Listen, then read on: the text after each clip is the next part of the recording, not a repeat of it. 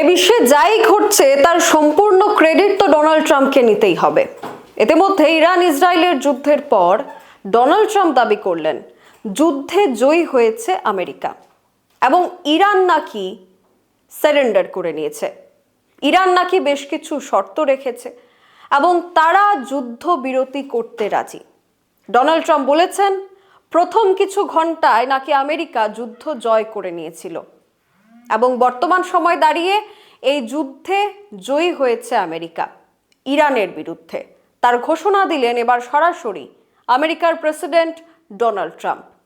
এর আগেও অন্যান্য দেশের আভ্যন্তরীণ বিষয় কিংবা দুই দেশের মধ্যে যুদ্ধকালীন বিষয় ডোনাল্ড ট্রাম্পের সেখানে ঢুকে যাওয়া, সেই বিষয় নিয়ে মন্তব্য করা, তা আমরা আগেও দেখেছি। ভারত পাক যুদ্ধবিরতির ঘোষণা ভারত সরকারের করার আগে সেটা ডোনাল্ড ট্রাম্প টুইট করে জানিয়ে দিয়েছিলেন। আর এবার ইরান ইসরায়েলের যুদ্ধের পর আমেরিকার প্রেসিডেন্ট ডোনাল্ড ট্রাম্প ঘোষণা করলেন যুদ্ধে জয়ী হয়েছে আমেরিকা।